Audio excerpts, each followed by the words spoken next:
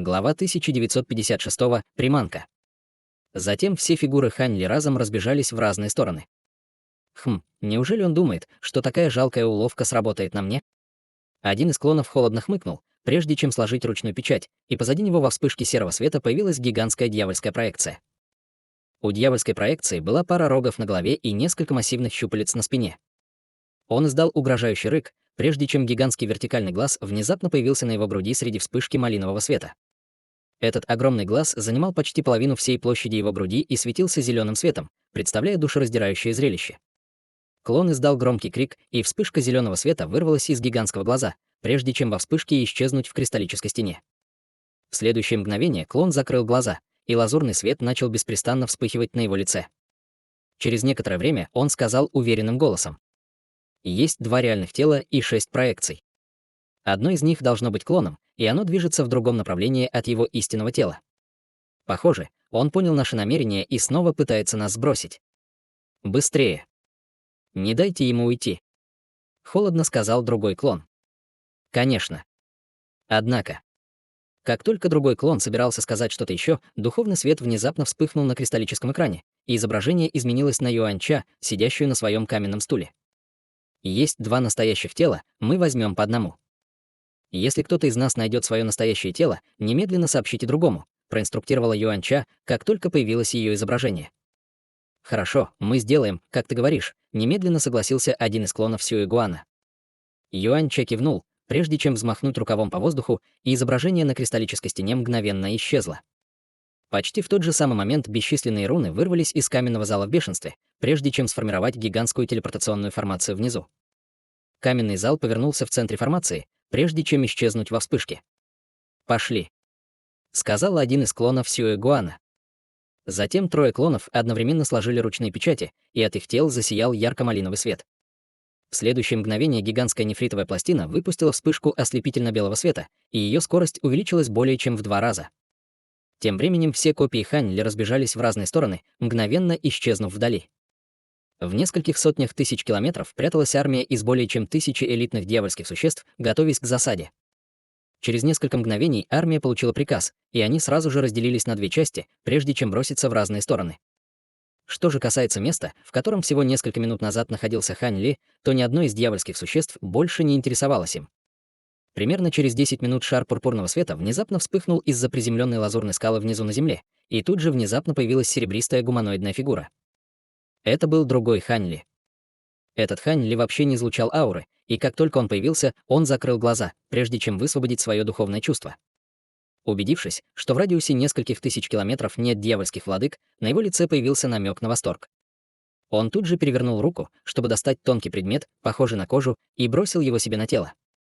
В мгновение эка он превратился в невзрачного гигантского серого волка и снова устремился прямо к городу глубокого неба в виде полосы слабого серого света. Тем временем другой Хань Ли летел по воздуху над густым лесом полосой лазурного света. Каменный зал преследовал его по пятам всего в нескольких километрах от него. Огромная гора высотой более 100 000 футов внезапно появилась в поле зрения Хань Ли. Гора была очень пышной и живописной, и глаза Хань Ли сразу же загорелись, когда он летел прямо к горе. Всего через несколько вспышек он внезапно исчез в какой-то точке на полпути к вершине горы. Вскоре после этого каменный зал появился над вершиной горы, а затем выпустил бесчисленное количество рун разных цветов, мгновенно создав гигантское пятицветное светящееся образование. Как только образовалась формация, она издала слабый жужжащий звук, а в ее центре появился гигантский шар пятицветного света диаметром в несколько сотен футов. Изнутри каменного дворца раздался холодное фырканье, и гигантский шар света немедленно отделился от световой формации, прежде чем спуститься к самой высокой точке горной вершины. Пятицветный духовный свет яростно вспыхнул, и в тот момент, когда световой шар коснулся вершины горы, он беззвучно исчез в горе, оставив на земле только гигантскую черную дыру. Мало того, что дыра была чрезвычайно массивной с радиусом более 1000 футов, ее края были совершенно черными и удивительно гладкими, а изнутри исходила палящая аура. Всего через несколько вдохов из глубины горного хребта вырвался сокрушительный грохот, и земля сильно задрожала. Затем с поверхности горы внезапно вырвались бесчисленные толстые столбы света, мгновенно пробившие в ней бесчисленные дыры. Гора на мгновение сильно закачалась, прежде чем полностью рухнуть, превратившись в массивную груду щебня с бесчисленными камнями и осколками, летящими во все стороны. В центре обломков был гигантский кратер глубиной в несколько сотен футов и площадью более десятка акров. Центр кратера был полностью лишён какой-либо материи, как будто все внутри него испарилось на месте. Сразу после этого более сотни толстых столбов света вырвались из световой формации наверху, а затем пронзили обломки внизу. Из-под земли раздалась череда оглушительных хлопков, но все было в порядке. После этого каменный зал постепенно начал спускаться сверху, остановившись только тогда, когда он оказался всего в нескольких тысячах футов над обломками. Белый свет вспыхнул в воздухе над каменным залом, и Юаньча появилась со слегка сбитым с толку выражением лица, когда она окинула взглядом обломки. Этот ханьский сопляк только что сбежал в эту гору, так что он никак не мог избежать моей атаки. Однако, похоже, что это был всего лишь его клон, учитывая, что я смогла убить его так легко. Но даже если это всего лишь клон, он должен был оставить какие-то останки. Может быть, он просто случайно оказался в эпицентре атаки, и его тело было полностью уничтожено. Юаньча пробормотала себе под нос, нахмурив брови. После короткой паузы для размышлений она закрыла глаза, указывая пальцем на свою глабеллу. Вспышка огромного духовного чувства немедленно вырвалась вперед, прежде чем распространиться во всех направлениях, прежде чем тщательно прочесать каждый дюйм щебня. Но все было безрезультатно. Похоже, я слишком много думала. Выражение лица Юаньча немного смягчилось, когда она вновь открыла глаза. Прямо в этот момент от ее тела исходили своеобразные колебания, и выражение ее лица слегка изменилось, когда она провела рукавом по воздуху, чтобы высвободить древнее зеркало. Зеркало покружилось в воздухе над ее головой, прежде чем зависнуть перед ней, и через несколько мгновений на его поверхности появилось изображение Сюэ-Гуана. «Юаньча, тебе незачем продолжать погоню. Скорее всего, ты гонишься за клоном. Тот, кого я преследую, убил большую часть солдат, которых я послал, чтобы помешать ему, и он демонстрирует огромную силу. Я уверен, что это его истинное тело. Мне удалось заманить его в ловушку в определенном месте с помощью моей всеохватывающей пластины, но он применил какую-то технику сокрытия, и я не могу его найти сейчас. Нам троим нужно сосредоточиться на контроле всеохватывающей плиты, чтобы изолировать окружающую территорию, поэтому тебе придется помочь нам выследить его», — серьезно сказал клон Сюэ-Гуана. Услышав это, остатки подозрений Юаньча рассеялись, и она ответила. «Понятно, тогда это подтверждает мои подозрения. Я уже позаботилась о том, за кем гоняюсь, и он действительно казался слишком слабым, чтобы быть настоящим телом. Я сейчас же приду к тебе, убедись, что ты не дашь ему сбежать». Затем она немедленно убрала свое зеркало и полетела вверх в виде полосы белого света. Всего через несколько вспышек она вернулась в свой каменный зал. Таким образом, в район вернулись тишина и покой. 4 часа спустя слой зеленого света внезапно вспыхнул над приземленным на вид мертвым бревном, что небрежно валялось среди завалов. Бревно внезапно превратилось в зеленокожего молодого человека, внешне идентичного Хань Ли. Это было не что иное, как духовное тело Хань Ли. Как только появилось духовное тело, оно сразу же положило руку на свою макушку, и появился шар зеленого света, внутри которого была очаровательная маленькая девочка. Лицо маленькой девочки было слегка бледным, и она села, скрестив ноги в воздухе над телом духа. Спустя долгое время к ее щекам наконец вернулся румянец. Она бросила взгляд на массивный кратер неподалеку с намеком на затянувшийся страх в глазах и пробормотала себе под нос. Учитель был прав. Духовное тело действительно способно безупречно скрывать себя в естественных условиях. Я выполнила свою миссию. Теперь пришло время спрятаться где-нибудь, а затем найти способ воссоединиться с мастером позже. Я надеюсь, что мастер сможет пережить это испытание. После этого она снова исчезла в духовном теле в виде шара зеленого света. В следующее мгновение духовное тело снова открыло глаза, затем выбрало определенное направление, прежде чем улететь. В другом месте около сотни дьявольских элитных воинов парили в воздухе вокруг гигантской нефритовой пластины. Они находились над долиной и смотрели вниз с торжественным взглядом.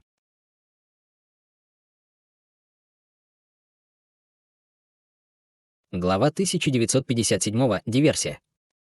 В этот момент гигантская нефритовая пластина уже превратилась в мерцающее красное солнце, и исходящий от нее красный духовный свет охватил всю долину внизу. В этом красном свете постоянно мерцали бесчисленные серебряные руны, и казалось, что они содержат какую-то таинственную силу. Внутри нефритовой пластины 3 клона Сюэ-Гуана стояли рядом друг с другом. Все они ставили ручные печати, мерцая малиновым светом вокруг своих тел, и немигающими глазами смотрели на кристаллическую стену впереди. Внутри изображения на кристаллической стене ряд алых шаров света рыскали по долине в поисках чего-то, и ничто не могло помешать этим шарам. По мере того, как шары света бродили по ландшафту, изображение на хрустальной стене постоянно менялось. Однако ничего не было видно, кроме скал, деревьев и духовных зверей, не обладающих разумом. Выражения лиц 3 клонов, естественно, еще больше помрачнели, когда они увидели это, и они продолжали контролировать шары света, чтобы исследовать местность. Вскоре после этого издалека вырвался шар белого света, и это был никто иной, как каменный зал Юаньча.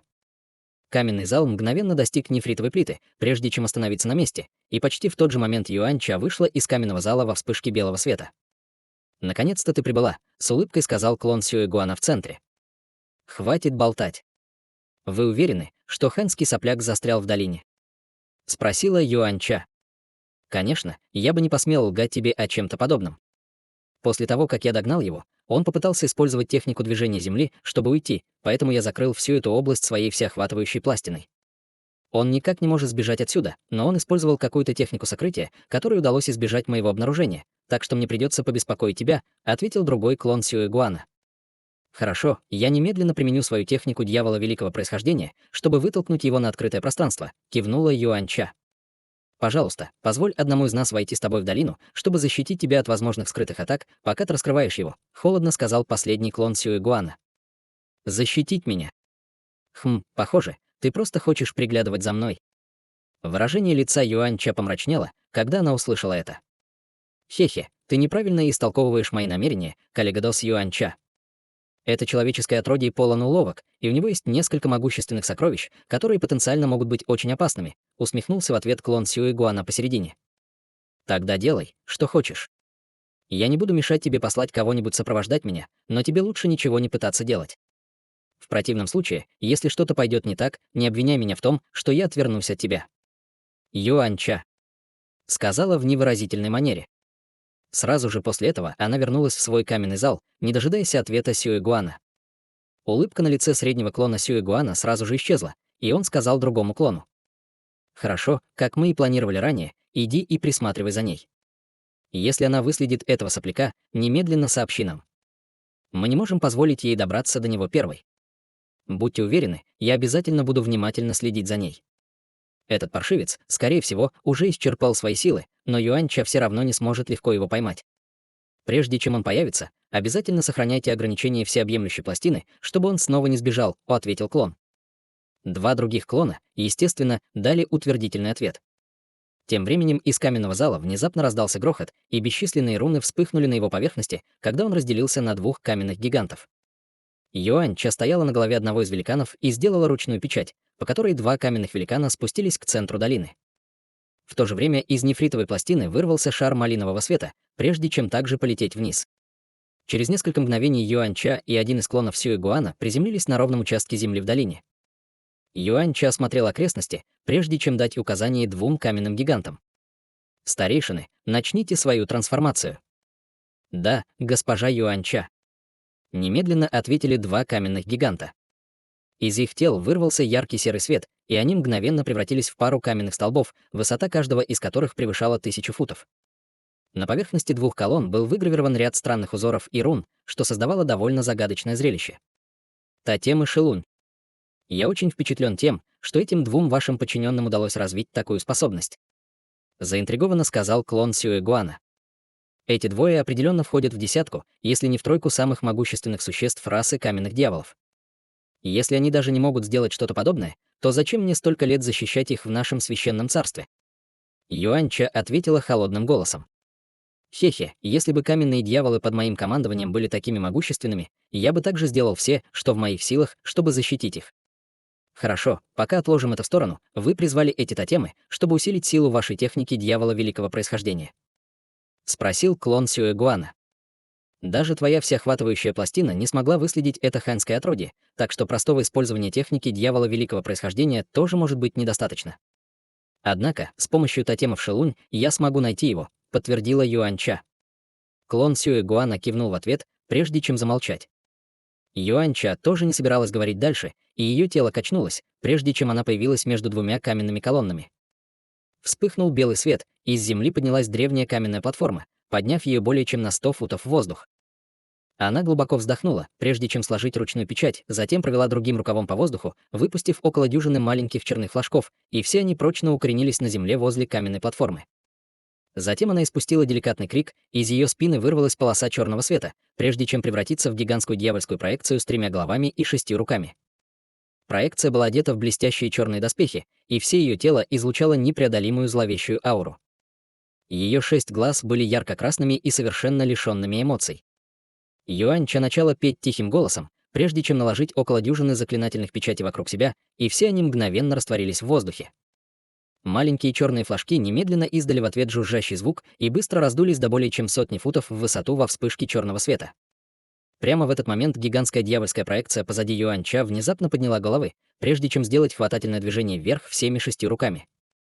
6 черных шаров света появились над ее ладонями, а затем превратились в 6 струй черного дыма, которые сошлись высоко в воздухе. Наверху мгновенно оформилось дьявольское облако, затем оно стало принимать формы разных живых существ, как будто обладая духовной природой. Пение Юаньча прекратилось, когда она увидела это, и она указала пальцем на огромные флаги. Черный свет завихрился над поверхностью флагов, а затем превратился примерно в дюжину всплесков черной ци, которые поднялись в дьявольское облако. В результате облако резко увеличилось в размерах и вскоре охватило практически половину всей долины.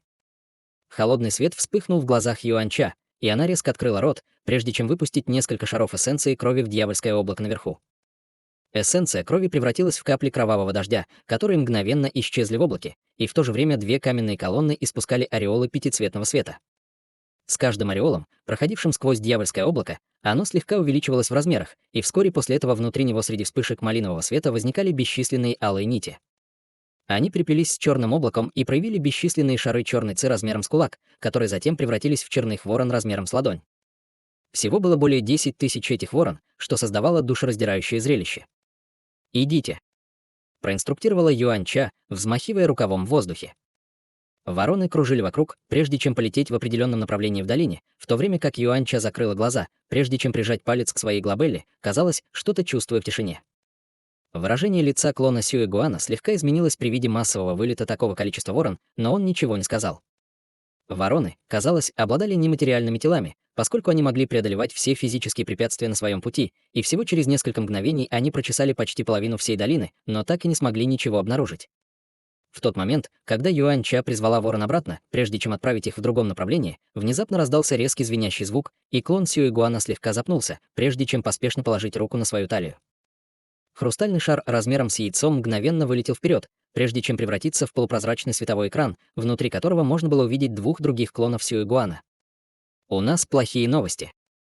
Немедленно возвращайтесь с Юаньча». Другой Хань Ли был внезапно замечен в другом месте, и он прорвал несколько наших оборонительных линий, убив 2 дьявольских лордов по пути в город глубокого неба.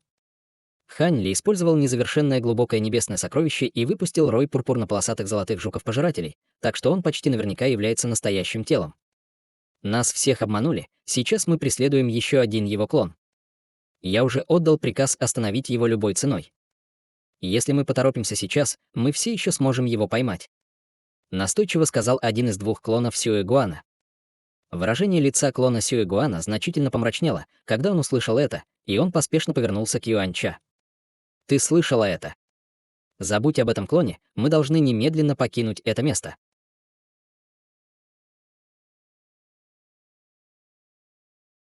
Глава 1958. В погоне за зарождающейся душой. Веки Юаньча дрогнули, и она внезапно снова открыла глаза, показывая, что они вспыхивают зеленым светом. Как ты можешь быть уверен, что снова не попал в ложную цель? Я уже прошла через столько хлопот и нахожусь на грани успеха. Даже если это не его настоящее тело. Оно мне все равно еще пригодится. Если не терпится, то можешь идти дальше. После того, как я поймаю этого клона, я встречусь с тобой, сказала она холодным голосом. Клон Сюэ-Гуана был ошеломлен, услышав это, и после краткого размышления сказал: «В таком случае я пойду вперед. Уверен, с твоими способностями у тебя не возникнет проблем захватить простого клона. Однако с его истинным телом очень трудно иметь дело, и тебе придется объединить усилия со мной, чтобы победить его, так что не придумывай никаких других идей. Будь уверен, я не буду намеренно разрушать то, что взаимовыгодно для нас. Я преследую этот клон для своей собственной цели». Клон Сюэ-Гуана все еще был сбит с толку, но ему не подобало совать свой нос дальше, так что он мог пока отложить этот вопрос в сторону. «Я оставлю половину своих подчиненных, чтобы ты использовала их по своему усмотрению. Их не так много, но я уверен, что они тебе чем-то помогут». «Спасибо за это», — ответила Юаньча, кивнув, когда выражение ее лица немного смягчилось. Сразу после этого клон Сюэ-Гуана поднялся в воздух полосой малинового света, а затем исчез в нефритовой пластине после нескольких вспышек.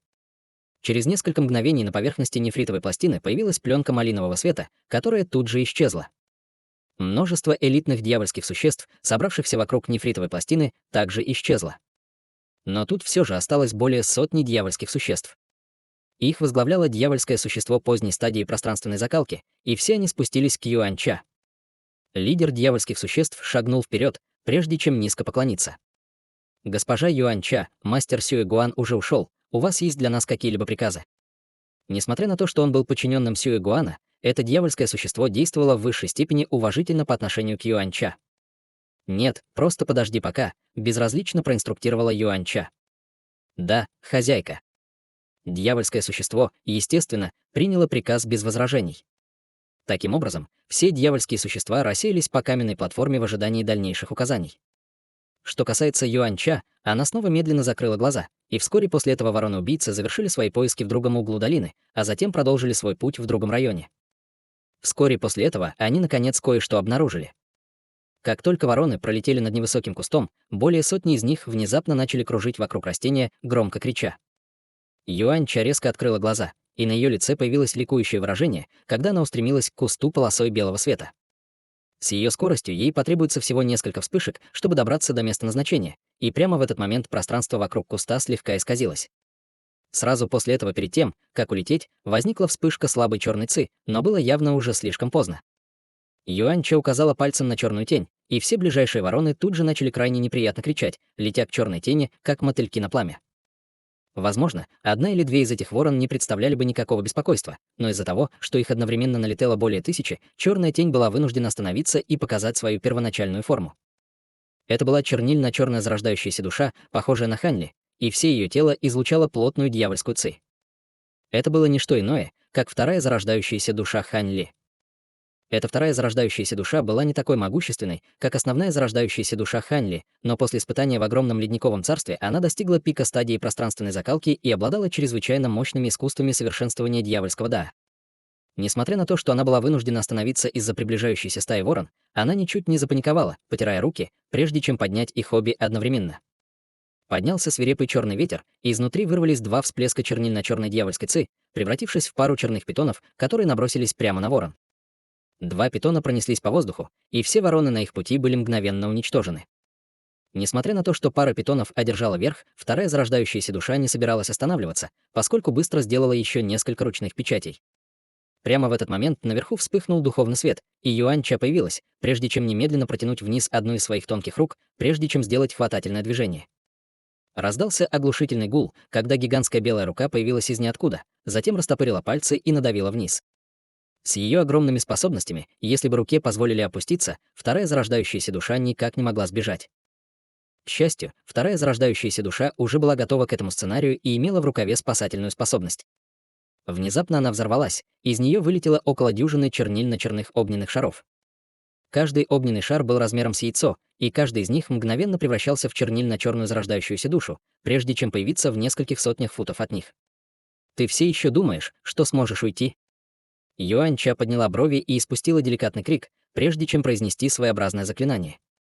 Внезапно над гигантской белой рукой появился слой полупрозрачного света, и она мгновенно взорвалась, превратившись в массивный шар белого света. Бесчисленные полосы кристального света вырвались из шара света, охватывающего территорию размером более 1000 футов, а также все черные зарождающиеся души. В тот момент, когда зарождающиеся души собирались использовать технику движения, чтобы покинуть это место, полосы кристального света пронзили все их тело. И все они взорвались шарами черного пламени, за исключением одной зарождающейся души, которая извернулась, чтобы уклониться от приближающегося удара. Единственная оставшаяся зарождающаяся душа была настоящей, и выражение ее лица слегка изменилось, когда она увидела, что ее иллюзорная техника сломана. Сразу же после этого она выпустила несколько шариков эссенции крови изо рта, а затем сложила ручную печать, прежде чем что-то произнести. Эссенция крови рассеялась в облако кровавого тумана, которое полностью затопило ее тело. Какой трюк ты сейчас пытаешься сделать?» Юань-Ча холодно хмыкнула, проводя рукавом по направлению к облаку кровавого тумана.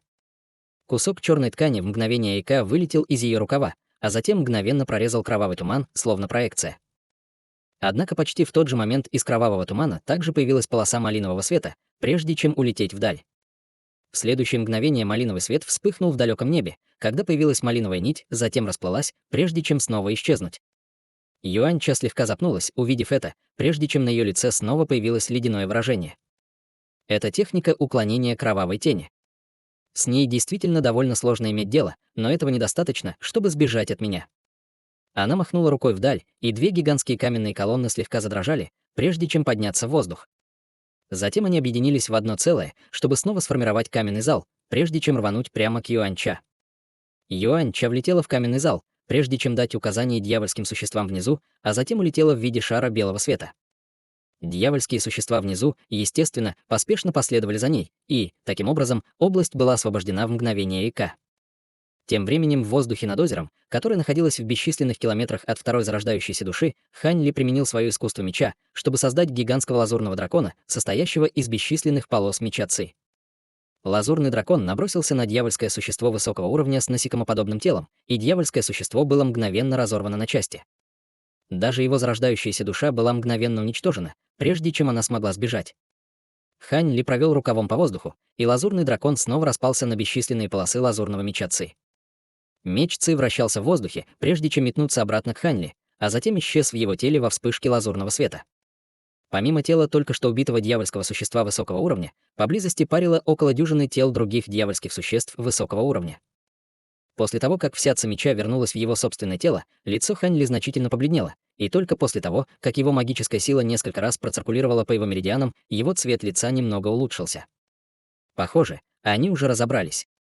Поэтому я не могу продолжать двигаться в этом направлении. Какая жалость, если бы они реагировали хоть немного медленнее, тогда действительно был бы шанс, что я смогу вернуться в город глубокого неба.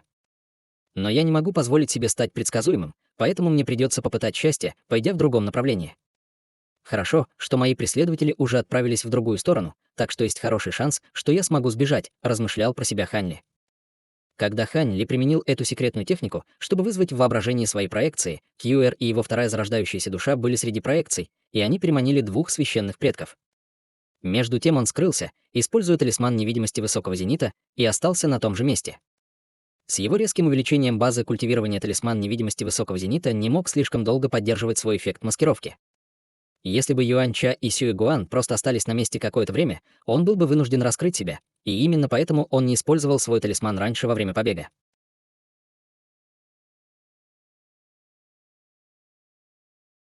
Глава 1959. Бегство. Он уже сильно рисковал, отправляя свое духовное тело и вторую зарождающуюся душу в последней отчаянной попытке, поэтому он, естественно, решил использовать и этот талисман. Как и ожидалось, Сюэгуан не смог вовремя разглядеть его обман. И Хань Ли смог избавиться от преследователей. Мало того, что он рисковал, делая это, его духовное тело и вторая зарождающаяся душа были еще большей опасности, чем он сам. К счастью, духовное тело было сформировано бессмертной Зойсией, а Кьюэр также был духовным существом неба и земли, поэтому, пока у них было достаточно времени, чтобы скрыться, они могли оставаться скрытыми. Что касается его второй зарождающейся души, он отдал ей свой другой талисман невидимости высокого зенита. Вдобавок ко всему, вторая зарождающаяся душа культивировала секретную технику дьявольского даа, которая позволяла ей проявлять крылья с помощью своей дьявольской ци, а также культивировала технику уклонения кровавой тени. С этими двумя техниками в рукаве было вполне правдоподобно, что вторая зарождающаяся душа могла сбежать. В конце концов, как только два священных предка поняли, что вторая зарождающаяся душа не была его истинным телом, они, скорее всего, просто отказались от нее. Вот почему он немедленно разоблачил себя и начал убивать дьявольских существ, когда почувствовал, что время пришло. Новости о его подвигах, скорее всего, уже достигли Сюэгуана и Юаньча, и он не хотел, чтобы они снова преследовали его, поэтому у него не было другого выбора, кроме как действительно покинуть город глубокого неба и отправиться в другое место. Имея это в виду, Хань Ли больше не колебался и бежал в другом направлении. В течение следующих 2 месяцев Хань Ли начал носиться повсюду крайне непредсказуемым образом. Первоначально клоны Сюэгуана не могли выследить его и могли реагировать только на сообщения от других дьявольских существ, которые видели Хань Ли. Таким образом, они всегда опаздывали на шаг, и к тому времени, когда они приходили, Хань Ли уже уходил. Как ни странно, Юаньча не было с ними, и Хань Ли понятия не имел, где она. Естественно, он был более чем счастлив видеть это, и если бы не тот факт, что ему катастрофически не хватало магической силы, у него было бы очень большое искушение развернуться и нанести ответный удар клонам Сюэгуана. К сожалению, в этих нынешних обстоятельствах он мог только продолжать бежать, спасая свою жизнь. 3 клона Сюэгуана все больше и больше разочаровывались в этой бесплодной погоне, и они направили еще больше дьявольских войск на охоту за Хань Ли, рассредоточив их повсюду, чтобы попытаться перехватить Хань Ли. Вдобавок ко всему, они смогли использовать телепортационные формирования, которые дьявольская армия уже захватила, чтобы помочь в преследовании Хань Ли, и в результате его постоянно держали в напряжении. Часто случалось так, что он сразу же уходил с места после восстановления от 30% до 40% своей магической силы, не осмеливаясь оставаться дольше. Несмотря на это, 3 клона Сюэ Гуана несколько раз чуть не отрезали его. К счастью, его интуиция как культиватора интеграции тела спасла его от этих случаев, предупредив его и позволив ему идти как раз в самый последний момент. Таким образом, Хань Ли, естественно, становился все более и более осторожным, и он был вынужден отказаться от своих планов путешествия в другие крупные человеческие поселения, включая священный город и 4 истинных семьи духов, вместо этого решив бежать в другое место. В других направлениях количество дьявольских войск резко уменьшилось, а время, необходимое 3 клонам Сюэ Гуана, чтобы добраться до него, стало увеличиваться. Это дало Хань Ли гораздо больше передышки, и он смог медитировать в течение более длительных периодов времени, что позволило ему постепенно восстановить свою магическую силу. К сожалению, это продолжалось недолго. Спустя 3 месяца Юань Ча внезапно появилась вместе с 3 клонами Сюэ Гуана, и они тут же бросились за ним по горячим следам, не дав ему ни малейшего шанса на передышку. Часто случалось, что они добирались до него, когда он совершенствовался в определенном месте всего около 4-6 часов, и ему снова приходилось бежать. К счастью, поблизости не было других дьявольских существ, поэтому он всегда мог относительно легко сбежать. Однако в течение следующего месяца 4 клона священного предка всегда следовали за ним по пятам, независимо от того, куда он шел, и он, наконец, понял, что что-то не так. У 4 клонов священного предка, похоже, был метод определения его приблизительного местонахождения. Это явно было не очень точно, но этого было достаточно, чтобы он не смог избавиться от них. Юань Ча явно владела ключом к этому методу отслеживания, и она получила его совсем недавно. В противном случае он не смог бы так легко уйти в прошлом. Хань Ли применил еще несколько методов, чтобы попытаться избавиться от преследователей, но все было безрезультатно. И его настроение падало все сильнее и сильнее. Таким образом, он стал еще более осторожным и начал выбирать маршруты, которые уводили его все дальше и дальше от дьявольских существ в этом районе. Так день за днем они стали приближаться к границе человеческой территории. Эта область была очень близка к изначальному миру, и древние звери часто могли прорваться сквозь здешние ограничения, поэтому в этом районе не было основано никаких человеческих городов. Таким образом, это была также самая бесплодная и пустынная часть человеческой территории. Без человеческих поселений здесь, очевидно, не было бы и дьявольских армий. С невероятной скоростью Хань Ли было очень мало высококлассных дьявольских зверей, которые могли не отставать от него и 4 клонов священного предка. И те немногие, кто был в состоянии лететь с такой скоростью, могли делать это только тогда, когда они были втянуты в гигантскую нефритовую пластину Сюэ Гуана. Хань Ли продолжал лететь по воздуху полосой света с мрачным выражением лица. С его нынешним уровнем магической силы было неразумно продолжать поддерживать форму Кун Пена, поэтому он мог только вернуться в свою человеческую форму. К этому моменту его бегство продолжалось уже больше полугода, и из-за его постоянных изменений направления 4 клона священного предка не могли преследовать его, но даже с его решительной волей необходимость бежать так долго, спасая свою жизнь, была невыносимой. Она наносила ему тяжелый психологический урон. Однако теперь он был еще более полон решимости продолжать бежать и вступить с преследователями в битву на истощение.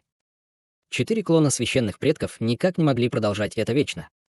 Они должны были расходовать столько же магической силы, сколько и он, и у них также не было бы много времени, чтобы восстановить свою магическую силу. Высоко в воздухе, в миллионах километров от Ханьли, пролетели каменный зал и гигантская плита. Внутри нефритовой пластины 3 клона Сюэ Гуан стояли перед хрустальной стеной, что-то обсуждая с Юань Ча, чье изображение было показано на стене. «Значит, ты все еще не желаешь войти в нашу всеохватывающую плиту, Юань Ча? Ты должна знать, как и я, сколько магической силы мы тратим, отдельно управляя летающими сокровищами, подобными этому. Я спустился в это царство, и я очень тороплюсь. Поэтому у меня не так много таблеток регенерации магической силы. Мне удалось получить несколько от моих подчиненных, но после такого долгого полета эти таблетки тоже почти все израсходованы. Двигаясь такими темпами, нельзя гарантировать, что мы сможем догнать это человеческое отродье. Мы не знаем, сколько регенеративных таблеток он носит с собой. Даже сейчас он по-прежнему не проявляет признаков истощения магической силы. Я уверен, что у тебя тоже не так много регенерирующих таблеток, верно? В этом случае. Я, естественно, не возражаю против этого, но почему вы трое не можете прийти в мой каменный зал? Почему вы настаиваете на том, чтобы заставить меня войти в вашу всеохватывающую плиту? Спросила Юань Ча. Зачем задавать вопрос, на который ты уже знаешь ответ? Искусство совершенствования, которое мы используем, противоречит защитному камню Ци, культивируемому росой каменного дьявола. Если мы попытаемся медитировать и восстановить нашу магическую силу в вашем зале каменного дьявола, эффект будет минимальным. Следовательно, гораздо выгоднее тебе войти в нашу всеохватывающую плиту, настаивал Сюэ Гуан. Вот как. Меня больше беспокоит то, что ты обрушишь на меня силу своей всеохватывающей плиты, если я войду в нее. Ты известен в нашем священном царстве тем, что пожираешь сущность крови и магическую силу других. Так что не говори мне, что что-то подобное ниже твоего достоинства, холодно усмехнулась Юаньча, полностью избавляясь от всякого подобия любезностей. Ты слишком много думаешь. У нас обоих здесь есть только наши клоны. Если бы я сделал это, твое настоящее тело определенно не позволило бы мне уйти, вздохнул Сюэ Гуан покорно. Хе-хе, я бы не была так в этом уверена. То, что ты говоришь, имеет некоторый смысл, но я все еще не хочу рисковать. Возможно, этот мой клон не обладает достаточной сущностью крови и магической силой, чтобы соблазнить тебя, но если мы примем во внимание хаотическую Цинь-Ян и запечатывающий дьявола замок, который в настоящее время находится во владении ханьского отродья, даже у меня возникнет соблазн сделать что-то радикальное, сказала Юаньча, когда на ее лице появилась насмешливая ухмылка. Выражения трех клонов Сюэ Гуана слегка изменились, когда они услышали это и взглянули друг на друга. Затем один из них спросил. Хаотическая Ци-Инь-Ян и запечатывающий дьявола замок? О чем ты говоришь? Зачем играть в эти детские игры, Сюэ Гуан? Я видела, как этот сопляк извлекает хаотичную Ци-Инь-Ян из запечатывающего дьявола замка с помощью земного адского пламени. Я не знаю, как тебе удалось передать сокровище человеку, но ты отправил своих трех клонов в это царство за хаотичной Ци-Инь-Ян, верно? Юаньча холодно усмехнулась в ответ. Видя, что ты уже все поняла, я не буду больше скрывать это от тебя. Что ты собираешься делать? Ты собираешься сообщить об этом Лю Цзи и остальным? Спросил Сюэ Гуан холодным голосом. Хаотическая Ци-Инь-Ян чрезвычайно важна для таких священных предков, как мы. Я не собираюсь сообщать об этом еще большему количеству людей. Мое условие очень простое. Я могу дать тебе запечатывающий дьявола замок и половину хаотической Ци-Инь-Ян, но ты должен отдать мне оставшуюся хаотическую Ци-Инь-Ян, а также все остальные сокровища, которые несет этот ханьский сопляк, ответил Юаньча. Ты действительно просишь многого. Помимо всего прочего, этот сопляк забрал и мой пурпурный котел слова. Я должен вернуть его, несмотря ни на что. Холодно хмыкнул Сюэ Гуан. Юаньча была ошеломлена, услышав это. Пурпурный котел слова тоже был взят им? Это довольно удивительно слышать. В таком случае ты можешь забрать и котел. Хорошо, тогда все решено. Мы заключили союз, не пора ли тебе показать мне метод выслеживания, который ты используешь, чтобы преследовать этого сопляка? Спросил Сюэ Гуан.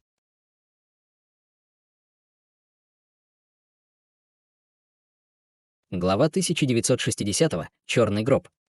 Даже если ты изучишь метод, ты не сможешь воспроизвести его, равнодушно сказал Юаньча. Хе-хе, как я узнаю, смогу ли я воспроизвести это, если ты мне не скажешь? Сюэ Гуан усмехнулся. Если ты действительно хочешь знать, то я скажу тебе.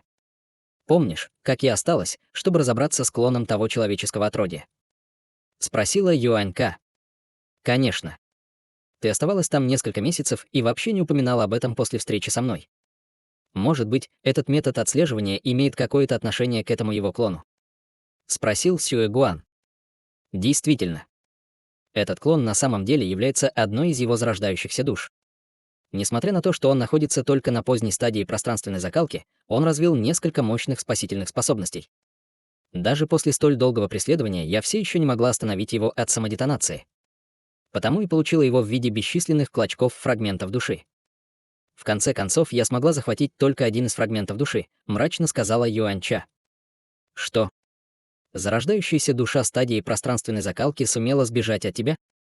Сюэ Гуан был ошеломлен, услышав это, и все три клона обменялись удивленными взглядами. Как я уже сказала, зарождающаяся душа развела несколько мощных спасительных способностей, а также несла несколько духовных талисманов. Я была слишком самодовольна и позволила ей уйти. Думаю, ему удастся снова собраться вместе, он должен быть в состоянии восстановиться обратно в свою первоначальную форму. Если бы я не спешила снова встретиться с тобой, я бы определенно потратила еще немного времени и уничтожила все эти фрагменты души. Однако, даже с этим единственным фрагментом души я могу использовать свою дьявольскую технику великого происхождения, чтобы издалека отследить его местонахождение. К сожалению, у меня нет второго фрагмента души, чтобы ты воспроизвел этот метод слежения. В любом случае, этот метод отслеживания имеет огромную погрешность и указывает только приблизительное направление, поэтому это человеческое отродье может продолжать уклоняться от нас, объяснила Юань Ча. Требуется фрагмент души. У меня есть похожая секретная техника. Но, похоже, я не смогу воспроизвести метод слежения. Если бы я знал это заранее, я бы остался с тобой на некоторое время, чтобы помочь тебе поймать эту зарождающуюся душу. Пока он говорил, на лице Сюэ Гуана появилось сожаление. Если бы ты сделал это, то, возможно, этот человеческий сопляк скрылся бы. Даже вторую его зарождающуюся душу было так сложно поймать. «Я могу только представить, каким скользким он будет», — сказала Юань Ча, встряхивая головой. Каким бы хитрым он ни был, он должен быть близок к тому, чтобы полностью исчерпать свою магическую силу и духовное чутье после того, как мы так долго его преследовали. Без какой-либо силы в его распоряжении он не сможет использовать ни одну из своих способностей или хитроумных трюков, холодно хмыкнул Сюэ Гуан. «Я помню, ты сказал то же самое 2 месяца назад, но он все такой же живой, как и ранее». «Напротив, мы единственные, кто изо всех сил пытается не отставать», сказала Юань Ча, и в ее глазах мелькнул слегка самоуничижительный взгляд. Услышав это, на лице Сюэ Гуана появилось немного неловкое выражение. Это только потому, что никто из нас не ожидал, что у него будет так много пилюль регенерации магической силы. Мы не можем отследить его точное местонахождение, поэтому мы можем только продолжать преследовать его вот так. Как только он исчерпает всю свою магическую силу, мы сможем с легкостью поймать его. Действительно. Он все еще движется довольно быстро, но гораздо медленнее, чем в начале. Похоже, он действительно близок к истощению своей магической силы, кивнула Юань Ча. Вот почему я приглашаю тебя в мою всеохватывающую пластину. Если мы будем контролировать это сокровище вместе, мы сможем поддерживать нашу текущую скорость, значительно снизив расход нашей магической силы, с надеждой сказал Сюэ Гуан. Не упоминай об этом снова, я не буду так ненужно рисковать. Этот зал каменного дьявола сформирован 2 старейшинами расы каменного дьявола. Используя его, я сохраняю гораздо больше магической силы, чем кто-либо другой. Холодным голосом Юань Ча в очередной раз отвергла предложение Сюэ Гуана. В таком случае я не буду упоминать об этом снова. Со мной есть несколько подчиненных, они должны помочь мне управлять всеохватывающей плитой в течение коротких периодов времени, сказал Сюэ Гуан с кривой улыбкой. Тогда все решено. Похоже, что это человеческое отродье не сможет продержаться намного дольше, но я все еще думаю, что нам с тобой нужно будет сделать некоторые приготовления заранее. Если ему действительно удастся продержаться дольше, чем мы, или он планирует ввязать нас в последнюю битву, прежде чем его магическая сила иссякнет, мы должны быть готовы. Это вполне в его духе, сказала Юань Ча, кивнув с холодным взглядом в глазах. Будь уверена, коллега Даос Юань Ча, я, естественно, подготовил некоторые другие меры. Не может быть, чтобы человеческий сопляк смог переиграть нас. О таком даже думать не хочется. Это было бы в высшей степени позорно. Уверенно сказал Сюэ Гуан. Что ж, я рада это слышать. Чтобы сохранить магическую силу, я не буду связываться с тобой, пока не возникнет необходимость. После этого Юань Ча провела рукавом по воздуху, и ее изображение исчезло с кристаллической стены во вспышке белого света. Таким образом, мир и покой внезапно вернулись в пространство внутри всеохватывающей плиты. Улыбка на лице центрального клона Сюэ Гуана мгновенно исчезла, и он на мгновение задумался над ситуацией, прежде чем спросить. «Что вы двое думаете о том, что только что сказала Юань Ча?» Естественно, он задавал вопрос 2 другим клонам. Несмотря на то, что 3 клона произошли от одного и того же существа, их личности сильно различались из-за особой секретной техники расщепления душ, и они были больше похожи на 3 совершенно разных людей. В ее словах нет ничего особенного. Юань Ча определенно не сказала нам правду. Большинство дьявольских искусств совершенствования включают в себя способности, которые позволяют отслеживать чью-то главную зарождающуюся душу с помощью фрагмента души. Однако этот метод жизнеспособен только тогда, когда выслеживаемый человек обладает гораздо меньшей магической силой, чем тот, кто выслеживает. В противном случае, если цель почувствует, что что-то не так, она может использовать определенные специальные методы, чтобы запечатать свою основную зарождающуюся душу, и метод слежения станет бесполезным, сказал клон, нахмурив брови. Вдобавок ко всему, она согласилась так легко вернуть нам запечатывающий дьявола замок и котел пурпурного слова. Я подозреваю, что у нее есть какой-то скрытый мотив. Эти 2 сокровища не являются настоящими бездонными небесными сокровищами, но они все же незаконченные глубокие небесные сокровища. Почему она готова так легко отказаться от них? Это весьма странно и еще более подозрительно. Если бы она попыталась спорить с нами о правах собственности на одно или оба сокровища, возможно, я был бы убежден, что она говорит правду. Другой клон тоже холодно усмехнулся в ответ. Хорошо, я думаю, мы можем заключить, что она определенно что-то скрывает и укрывает какие-то скрытые мотивы, но наш главный приоритет на данный момент — поймать это человеческое отродье. Кроме того, с сегодняшнего дня давайте начнем по очереди поглощать настоящие дьявольские кристаллы, которые мы принесли с собой. Хе-хе, бьюсь об заклад, Юаньча никогда бы не подумала, что мы принесем в это царство так много настоящих дьявольских кристаллов. С этими кристаллами в качестве источника пополнения дьявольской ци мы можем поддерживать такой темп гонки еще год. Когда Юань-Ча не сможет идти в ногу, мы сможем занять доминирующее положение и диктовать, как сокровища этого ханьского отродья будут разделены между нами, мрачно сказал центральный клон Сюэгуана. Два других клона тоже были в восторге, услышав это. Тем временем Юань-Ча тоже сидела на своем каменном стуле в глубокой задумчивости в своем огромном каменном зале. Через некоторое время в каменном зале внезапно раздался слабый вздох. Голос был очень приятный для слуха, но и совершенно незнакомый. Это был вздох другой женщины. Юань-Ча слегка запнулась, услышав это, прежде чем в ее глазах появилось восторженное выражение. «Лю Цзи, наконец-то ты проснулась». «Да.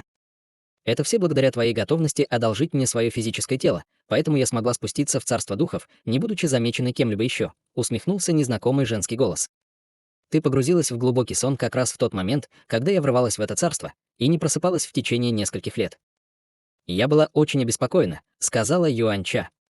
«Этот твой клон обладает достаточно мощным физическим телом, но он все еще не может вместить две могущественные души одновременно. Я могла лишь временно запечатать свое сознание, чтобы гарантировать, что твоему физическому телу не будет причинен вред. Кстати, где это место, и почему ты потратила так много своей магической силы? Ты столкнулась с какой-то проблемой?» — спросила незнакомая женщина. «Я расскажу тебе обо всем позже. А пока, пожалуйста, сначала верни этот фрагмент своей души в свое физическое тело, сестра. Это наименее мощный из 6 твоих клонов, но он все же намного сильнее, чем мой клон». Говоря это, Юань-Ча дернула запястьем, и шар черного света вылетел из ее рукава, прежде чем приземлиться на землю. Затем шар черного света превратился в чернильно-черный нефритовый гроб размером около 10 футов, и из гроба исходили пучки черной дьявольской ци, а также слои таинственных узоров, выгравированных на его поверхности. Кроме того, к поверхности гроба была прикреплена дюжина или около того золотых и серебряных ограничивающих талисманов, чтобы плотно закрыть его. Конечно. Учитывая, что я уже проснулась, мне не следует продолжать оставаться в твоем теле, ответил незнакомый женский голос. Сразу же после этого на лице Юань-Ча появился слой черного света, после чего из ее глобелы появился шар зеленого духовного света. Всего после одной вспышки шар света превратился в миниатюрную зеленую гуманоидную фигуру ростом всего в несколько дюймов. Тело миниатюрной зеленой фигуры было скрыто слоем зеленого света, из-за чего невозможно было разглядеть черты его лица. Прямо в этот момент Юань-Ча начал что-то напевать, прежде чем указать пальцем на черный гроб.